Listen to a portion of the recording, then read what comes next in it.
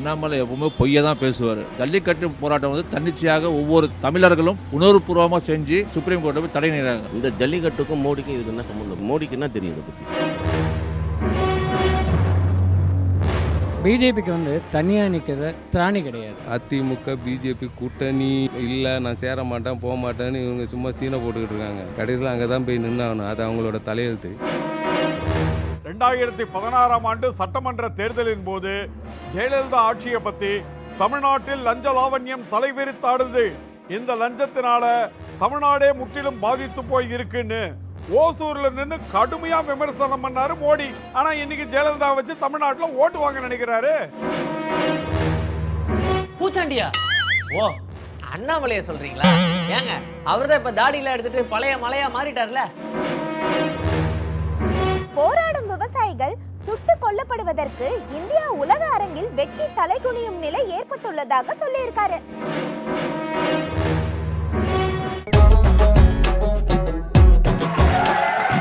அதாகப்பட்டது மகாஜனங்களே. செல்லக்குட்டி, கவலையே படாத. ஃப்ளைட்ல போய் தான் நாம ஹனிமூன் கொண்டாடுறோம். போங்க, எனக்கு வெக்கமா இருக்கு. என்னது, ஃப்ளைட்ல ஹனிமூனா? ஃப்ளைட்ல போய் இறங்கி இயற்கை அழகை ரசிச்சுக்கிட்டே ஹனிமூன் கொண்டாட போறோம். பாதியை கேட்டுட்டு நீயா கற்பனை பண்ணிக்காத. ஏங்க நான் எதுக்குங்க கற்பனை பண்ண போறேன்? என் வேலை ஃபாரின் ட்ரிப் போட்டு உங்களை கூட்டிட்டு போறதுதான். தம்பி, இன்னைக்கு பாதி பேரு கற்பனையில தான் மிதக்கிறாங்க. யார் கற்பனையில மிதக்கிறாங்கன்னு எனக்கு தெரியாது. நீங்க வந்த வேலையை விட்டுட்டு என்கிட்ட பாலிடிக்ஸ் பண்ணாதீங்க. வந்த வேலையை விட்டுட்டு பாலிடிக்ஸ் பண்றாரா? இவர் என்ன பிரைம் மினிஸ்டர் மோடின்னு நினைச்சீங்களா? என்னங்க டக்குன்னு மோடி கிட்ட போயிட்டீங்க? தம்பி, தூத்துக்குடியில நடந்தது அரசு விழா. இதுல வந்த வேலையை விட்டுட்டு பிரைம் மினிஸ்டர் மோடி பேசின அரசியல் இன்னைக்கு பயங்கர எதிர்ப்பை ஏற்படுத்தி இருக்குல்ல, அதை பத்தி தான் என் டார்லிங் சொல்றா. ஆமாங்க, நான் கூட கேள்விப்பட்டேன். மக்களவை பிரதிநிதியா திமுகவை சேர்ந்த கனிமொழி அவர்கள் அங்க இருக்கிறத கூட பொருட்படுத்தாம திமுகவை பத்தியும் அரசாங்கத்தை பத்தியும் விமர்சனம் பண்ணி பேசியிருக்காரு. அதுக்கு தான் பல தரப்புல இருந்தும் பதிலடி கொடுக்கப்பட்டிருக்கு. நிவாரணத்துக்கு கூட பணம் தராம இரக்கமற்ற ஒரு அரசாட்சியை நடத்தி வரும் மோடிக்கு திமுகவை குறை சொல்ல எந்த தகுதியும் இல்ல அப்படின்னு முதல்வர் ஸ்டாலின் தெரிவிச்சிருக்காரு. தன்னோட 71வது பிறந்த நாளை முன்னிட்டு தொண்டர்களுக்கு எழுதின மடல்ல முதலமைச்சர் ஸ்டாலின் அவர்கள் தெரிவிச்சதை தானே சொல்ற? ஆமாங்க, தமிழகத்துக்கு அடிக்கடி வர தொடங்கி இருக்காரு பிரதமர் மோடி. தோல்வி பயம் அவர் முகத்துல தெரியுது. அந்த கோபத்தை தான் அவரது முகம் காட்டுது அப்படின்னு சொல்லியிருக்காரு. திமுகவை பற்றியும் திமுக அரசை பற்றியும் அவதூறுகளை அள்ளி வீசி இருக்கிறார் பிரதமர்.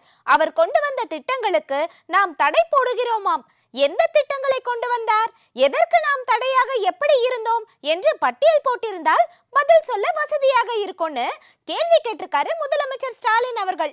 எய்ம்ஸ் மருத்துவமனை கட்டி திறப்பதற்கு தடையாக இருந்தோமா? மெட்ரோ ரயில் திட்டங்களுக்கு தடையாக இருந்தோமா? மத்திய அரசின் எந்த திட்டங்களுக்கு நிலம் ஒதுக்காமல் இருந்தோம் என்பதை சொல்லட்டும். பொத்தாம் பொதுவாக குற்றம் சாட்டுகிறார் பிரதமர் அப்படின்னு சொல்லியிருக்காரு. பல்லடத்துல பேசும்போது எம்ஜிஆர் அவர்களையும் ஜெயலலிதா அவர்களையும் புகழ்ந்து பேசினாரு பிரதமர் மோடி. அதே தூத்துக்குடிக்கு வந்ததும் திமுகவை எதிர்த்து பேசுறாரு. அதிமுக கூட கூட்டணி இல்லைன்னு சொல்லிட்டு அந்த கட்சி தலைவர்களை புகழ்ந்து பேசுறது எதுக்குன்னு பல தரப்புலயும் விமர்சனங்கள் வந்துகிட்டு இருக்கு. எங்க கட்சி தொண்டர்களை இழுக்கிறதுக்காக செய்யப்பட்ட சதி அப்படிங்கிற ரேஞ்சில அதிமுகவும் கண்டனத்தை தெரிவிச்சிருக்கு. ஆக மொத்தத்துல மோடியோடைய மொத்த பேச்சும் அரசியல் நெடி வீசுற பேச்சு தான். தம்பி, பார்லிமெண்ட்லயே பிரதமர் மோடி அப்படிதான் பேசுறாரு. பொதுக்கூட்டத்தில் பேச மாட்டாரா? கோவிலா இருந்தாலும் கூட்டமா இருந்தாலும் அரசியல் மட்டும்தான் அவரால் பண்ண முடியும்.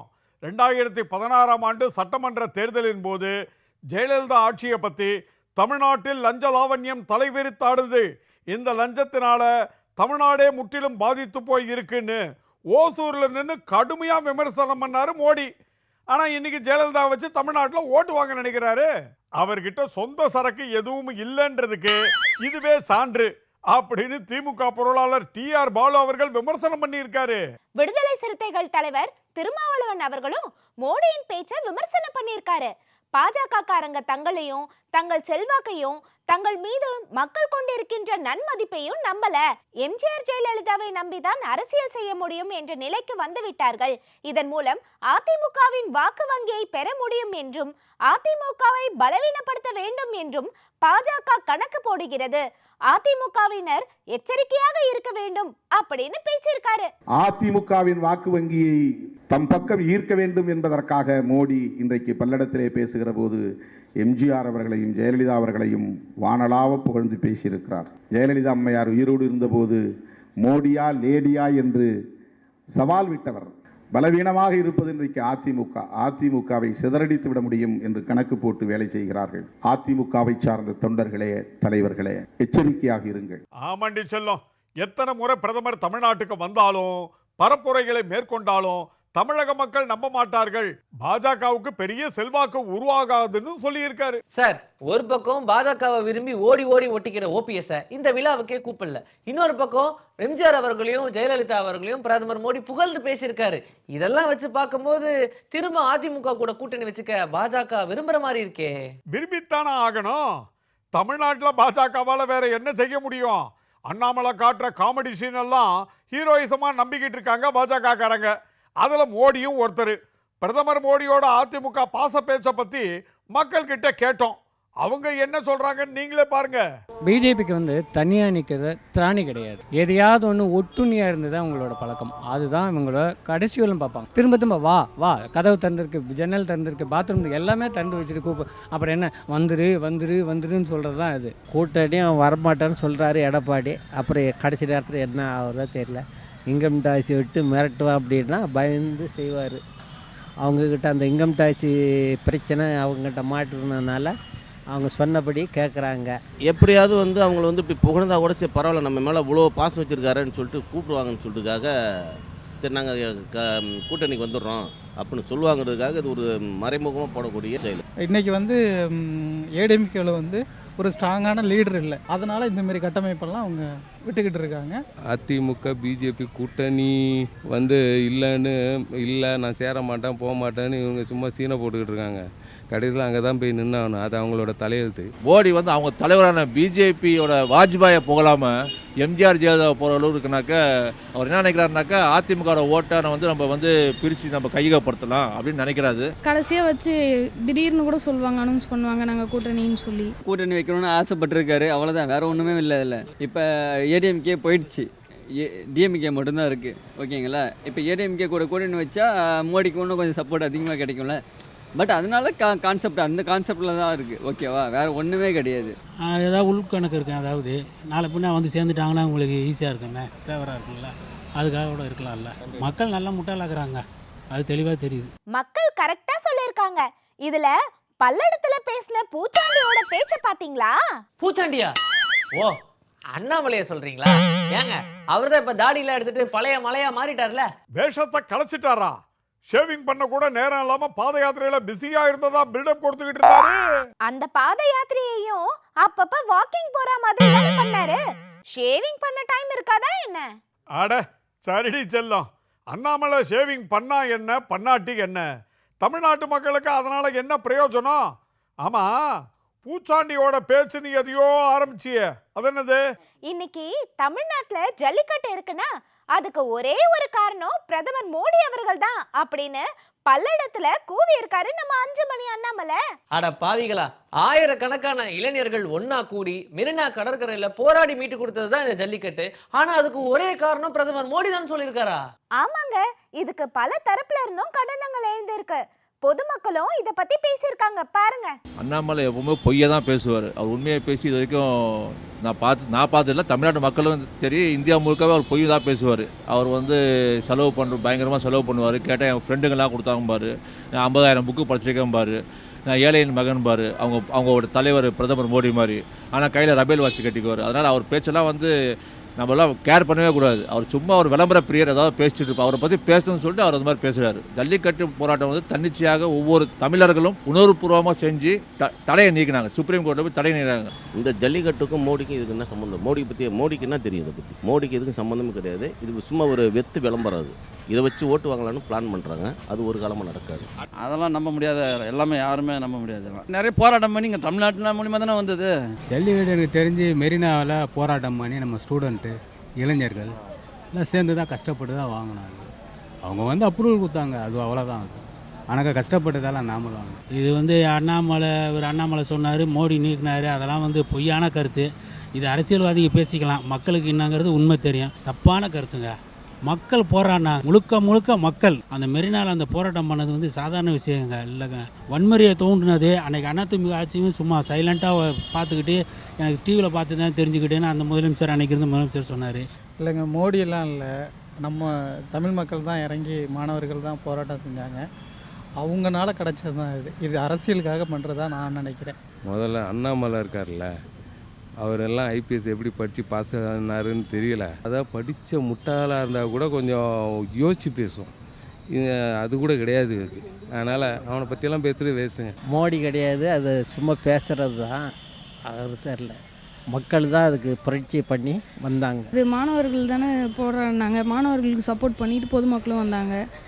அது முழுக்க அவங்களோட வெற்றி தான். அதில் கட்சிக்கெலாம் எந்த பெருமையும் கிடையாது, யாரையும் எடுத்துக்க முடியாது. யாரோ ஒருத்தரோட பேரை வந்து இவங்க எடுத்துக்கிறது தான் இவங்களோட பாரம்பரியமான இதாகவே இருக்குது. ஜல்லிக்கட்டு இவங்களோட இது கொண்டு வந்ததே கிடையாது. மோடியால் வரல. எல்லாத்துக்கும் நாங்கள் தான் காரணம், எல்லா பெருமைகளும் எங்களுக்கே சேரும் அப்படின்னு சொல்லிக்கிற பாஜக விலைவாசி உயர்வு உள்ளிட்ட மக்களை பாதிக்கிறத மட்டும் பொறுப்பேற்றுக்க மாட்டாங்க. ஆமாங்க, சாதாரண மக்களை பாதிக்கிற மாதிரி இந்த 10 வருஷத்துல ஏகப்பட்ட விஷயங்கள் நடந்திருக்கு.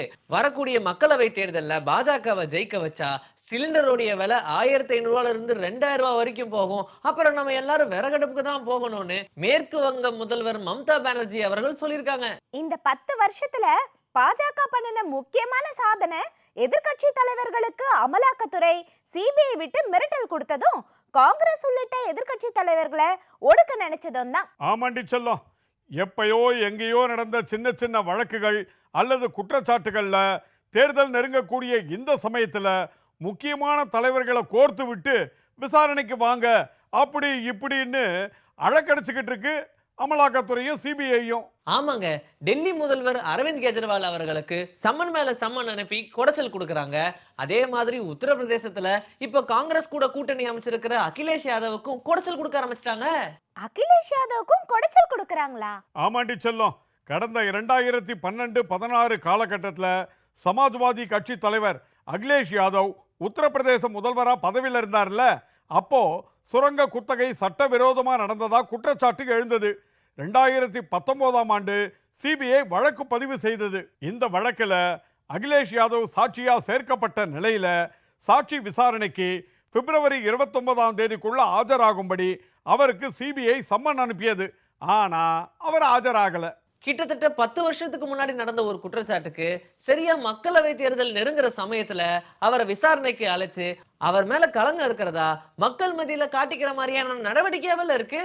இந்த 10 வருஷத்துல வேற நேரம் காலமே தெரியாதா சிபிஐக்கு? மத்திய அரசாங்கத்தோட கைப்பாவையா சிபிஐ இருக்குங்கிற குற்றச்சாட்டு இது மூலமா நிரூபணம் ஆகுது. அகிலேஷ் யாதவ் அவர்களும் இதையே தான் சொல்லியிருக்காரு. பாஜகவின் கைப்பாவையாக சிபிஐ செயல்படுகிறது, சமாஜ்வாதியை குறிவைத்து பாஜக இயங்குகிறது. 2019ஆம் ஆண்டு மக்களவை தேர்தல் சமயத்தில் எனக்கு நோட்டீஸ் அனுப்பப்பட்டது. தற்போது அடுத்த தேர்தல் வந்துவிட்டது. இப்போது மீண்டும் நோட்டீஸ் அனுப்பப்பட்டுள்ளது. எப்போதெல்லாம் தேர்தல் வருகிறதோ அப்போதெல்லாம் எனக்கு நோட்டீஸ் வருகிறது. கடந்த 10 ஆண்டுகளில் நிறைய முன்னெடுப்புகளை செய்ததாக சொல்லும் பாஜக ஏன் தேர்தல் நெருங்கும் சமயத்தில் எங்களை பார்த்து பயப்படுகிறது அப்படின்னு சொல்லியிருக்காரு. தேர்தல் சமயத்துல பிரதமர் மோடி ராத்திரி 11 மணிலிருந்து அதிகாலை 6 மணி வரைக்கும், அதாவது விடிய விடிய பாஜக தலைவர்களோட அரசியல் வியூகங்களை பத்தி பேசினதா செய்தி வந்திருக்கு. ஆனா நாட்டு மக்கள் பிரச்சனையில இவ்வளவு அக்கறை காட்டுவாரா? இல்ல. ஒரு பக்கம் விவசாயிகள் பிரச்சனை, இன்னொரு பக்கம் மீனவர்கள் பிரச்சனை. ஆனா பிரதமர் மோடிக்கு எதை பத்தியும் கவலை இல்ல. கரெக்டா சொன்னீங்க. டெல்லி எல்லைகள்ல விவசாயிகள் போராட்டத்துல அனைத்து விவசாயிகள் சங்கங்களின் ஒருங்கிணைப்பு குழு தலைவர் PR பாண்டியன் கலந்து கொண்டு பேசுறப்ப போராடும் விவசாயிகள் சுட்டு கொல்லப்படுவதற்கு இந்தியா உலக அரங்கில் வெட்கி தலைகுனியும் நிலை ஏற்பட்டுள்ளதாக சொல்லியிருக்காரு. ஆமாண்டி செல்லம், நான் கூட பார்த்தேன். மத்தியில் ஆளும் பாரதிய ஜனதா கட்சி கடந்த 2014 தேர்தலில் நாங்கள் ஆட்சிக்கு வந்தால் MS சுவாமிநாதன் குழு பரிந்துரை முழுமையும் நிறைவேற்றுவோம் என தேர்தல் அறிக்கையில் வாக்குறுதி கொடுத்தாங்க.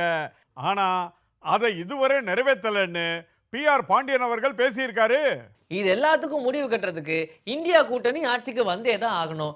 டெல்லி, உத்தரப்பிரதேசம், மத்திய பிரதேசம் போன்ற மாநிலங்கள்ல பேச்சுவார்த்தையில உடன்பாடு ஏற்பட்டிருக்கிறதா கேள்விப்பட்டேன். ஆனா தமிழ்நாட்டுல இன்னும் உடன்பாடு எட்டப்படவே இல்லையே. தம்பி, மற்ற கூட்டணிகள்ல எந்தெந்த கட்சி சேர்ந்திருக்குன்னு கூட இன்னும் முழுசா அறிவிப்பு வரல.